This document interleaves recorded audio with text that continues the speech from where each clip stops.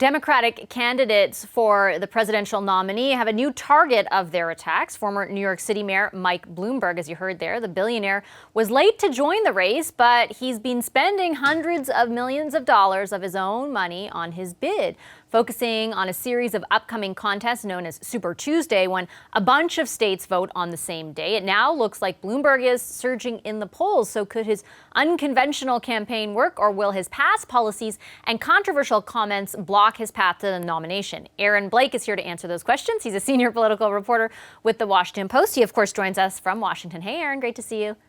Good to be here. Okay, so we were just talking before in the commercial break that this is dominating political coverage in the United States right now. It sure is interesting to watch. Help us understand what is behind this surge in the polls.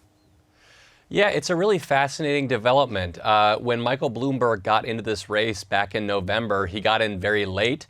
He said that he was not going to compete in the first 4 states, which generally speaking is an unheard of strategy. You have to place pretty well in Iowa and New Hampshire if you want to have a continued presence in the race.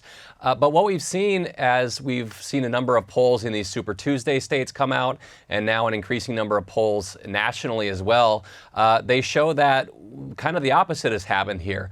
While these other candidates have been focusing on those first 4 states on the calendar, duking it out in Iowa and New Hampshire, Michael Bloomberg has basically been able to run hundreds of millions of dollars of ads funded by his own money in these Super Tuesday states, and has kind of gotten a free run in much of the country.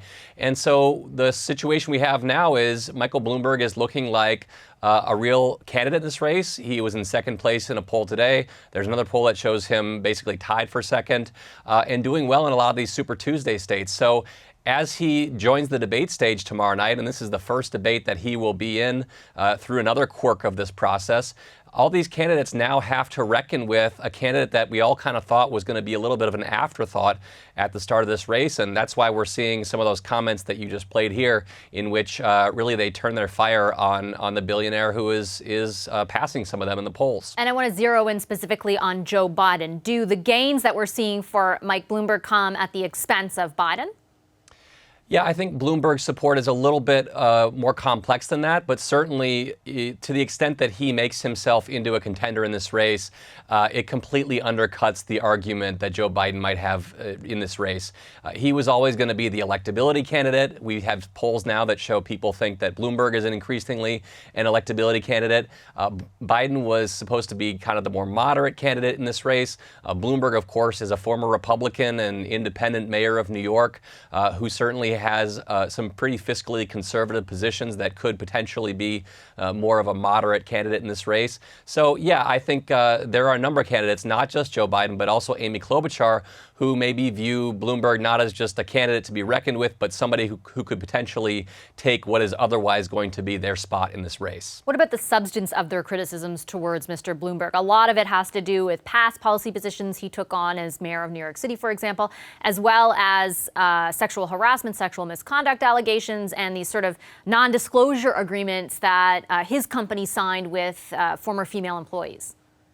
Right. So there's actually a lot of pretty brutal stuff here. A lot of this stuff has not been sorted through, or at least has not been broadcast to the homes of the people in these Super Tuesday states. Really, it only began surfacing starting last week. But what we have here are some pretty unvarnished comments, particularly about minorities being responsible for the vast majority of crime, a workplace at Bloomberg's businesses, which has been criticized for being excessively, male-dominated and also dismissive of women. There are a number of complaints that have been filed over the years. I encourage people, if they're interested in that, to check out my colleague Michael Kranish's story here at The Washington Post. Some really very serious stuff that you would think pretty much any other candidate would have a really difficult time dealing with. Of course, Michael Bloomberg has the benefit of the money that he can use to combat these stories.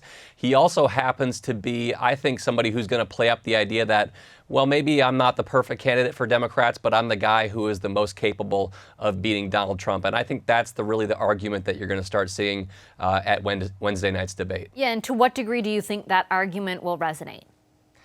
I think it's a pretty compelling one. Look, the Democratic Party has been sorting through its candidates here. Right now, the candidates who have done the best in the first 2 states are a independent Democratic senator from Vermont, who calls himself a Democratic socialist. That's a word that many people in the Democratic Party are worried about taking into the general election.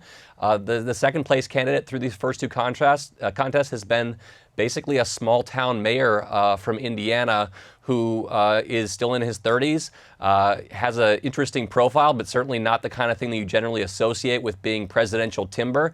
And then, of course, they've seen the likes of Joe Biden really fade from this race. So I think there is a real sense in the Democratic Party that they're not sure who is going to be the best candidate to run against President Trump, and that Michael Bloomberg, at least based upon his experience, maybe based partially upon the money that he can throw at this race and already has thrown at this race, he can make a credible argument that this is a choice that maybe Democrats wouldn't be hugely happy about, just like maybe they wouldn't have been terribly happy about Joe Biden, but that he's the one who can really take this fight to President Trump. It's going to be an interesting debate to watch. Thanks for your insights as always, Aaron. Thanks, Vashi. Aaron Blake of The Washington Post. Hi, I'm Vashi Capellos, host of Power in Politics. See more of our show by subscribing to the CBC News channel or click the link for another video.